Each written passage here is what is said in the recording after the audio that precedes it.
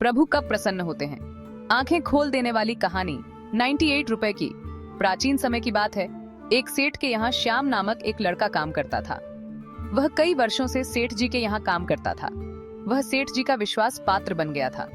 एक दिन श्याम ने सेठ जी से कहा कि मैं केदारनाथ जाकर भगवान शिव के दर्शन करना चाहता हूँ। सेठ जी ने कहा, ठीक है, चले जाओ, लेकिन मैं तो काम में व्यस्त रहता हूँ, पर तुम्हें केदारनाथ जी के दर्शन का सौभाग्य मिला है तो तुम जाकर दर्शन कराओ तथा मेरी तरफ से यह 100 रुपए लेकर भगवान को चढ़ा देना। श्याम ने कहा कि आपका दिया हुआ पैसा मैं भगवान को अवश्य चढ़ाऊंगा। उसने पैदल यात्रा शुरू की। रास्ते में उसे बहुत सारे साधु एवं संत शिव बोल बम बोल के जयकारे लगाते हुए मिले। श्याम ने देखा कि साधु संतों को भूख लग रही है, तो उसने सोचा कि जो पैसा सेठ जी ने दिया है उन्हीं से इनको भोजन कर देता हूँ। तो उसने 98 रुपए संतों को भोजन करने में खर्च कर दिया और 2 रुपए बच गया तो जाकर प्रभु के चरणों में अर्पित कर दिया और कहा कि क्षमा करना प्रभु, सेठ जी ने 100 रुपए दिए थे, उसमें 98 रुपए खर्च हो गए हैं और यह जो 2 रुपए बचे हैं उनको आप स्वीकार कर लीजिए। और भगवान को प्रणाम करके वापस सेठ जी के पास आ गया। अभी तो वह घर में पहुंचा नहीं था कि सेठ जी को शिव जी ने सपने में कहा कि तुम्हारे भेजे हुए 98 रुपए मुझे प्राप्त हो गए हैं। इतना कहकर भगवान अंतर्ध्यान हो गए। जब श्याम यात्रा करके घर लौटा तो सेठ जी ने पूछा कि पैसे चढ़ा दिए? तो उसने कहा, हाँ सेठ जी, पैसे चढ़ा दिए थे। सेठ जी ने कहा, एक बात बताओ, 98 रुपए क्यों चढ़ाए? 2 रुपए का क्या किया? तो श्याम घबरा गया। उसने कहा, आपको कैसे पता चला? सेठ जी ने कहा कि मुझे स्वप्न में भगवान ने कहा कि तेरे 98 रुपए मुझे प्राप्त हो गए हैं। लेकिन श्याम ने कहा, मैं 2 रुपए चढ़ाए थे, 98 रुपए साधु संतों के भोजन में खर्च किए थे।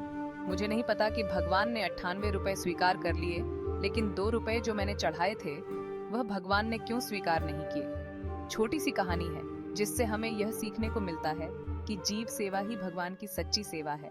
अब इस कहानी से हमें यह भी समझ में आता है कि सेठ जी ने श्याम पर कितना विश्वास किया था। यह विश्वास ही था जो श्याम को भगवान के पास ले गया। श्याम की केदारनाथ यात्रा की इच्छा ने उसे एक अद्वितीय अनुभव दिया। यह यात्रा एक साधारण यात्रा नहीं थी, बल्कि एक गहन आध्यात्मिक अनुभव था। और अंत में सेठ जी का सौभाग्य देखिए, उनके द्वारा भेजे गए पैसे भगवान ने स्वीकार किए। यह हमें सिखाता है कि सच्ची सेवा और समर्पण कभी व्यर्थ नहीं जाते। साधु संतों की सेवा भारतीय संस्कृति में एक महत्वपूर्ण स्थान रखती है। ये सेवा न केवल हमारे आध्यात्मिक विकास के लिए, बल्कि समाज में सद्भाव और शांति बनाए रखने के लिए भी आवश्यक मानी जाती है। साधु संत अपने ज्ञान और तपस्या के माध्यम से हमें जीवन के सही मार्ग पर चलने की प्रेरणा देते हैं। उनकी सेवा करके हम उनके आशीर्वाद और मार्गदर्शन को प्राप्त कर सकते हैं। युगों से साधु संतों की सेवा भारतीय समाज का अभिन्न अंग रही है। यह परंपरा हमें अपनी जड़ों से जोड़ती है और हमारे जीवन को समृद्ध बनाती है। इस सेवा के माध्यम से हम न केवल साधु संतों का सम्मान करते हैं, बल्कि अपने भीतर की अच्छाई और दया को भी प्रकट करते हैं।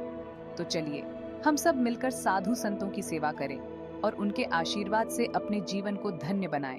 भगवान को अर्पण का अर्थ है अपनी सभी क्रियाओं और विचारों को भगवान को समर्पित करना।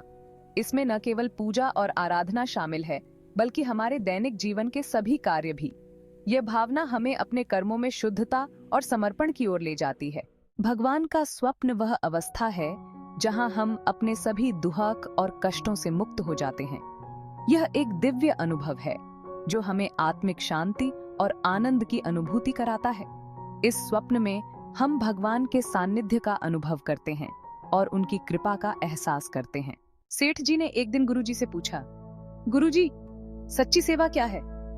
गुरुजी मुस्कुराए और बोले, सेठ जी, सच्ची सेवा वह है जिसमें हम अपने स्वार्थ को त्याग कर दूसरों की भलाई के लिए कार्य करें। यह सेवा निस्वार्थ और निष्काम होनी चाहिए। जीव सेवा ही सच्ची सेवा है। जब हम किसी जीव की सेवा करते हैं तो हम भगवान की सेवा कर रहे होते हैं। यह सेवा हमें न केवल आत्मिक संतोष देती है, बल्कि हमारे जीवन को भी सार्थक बनाती है। हर जीव में भगवान का वास है और उनकी सेवा ही सच्ची भक्ति है।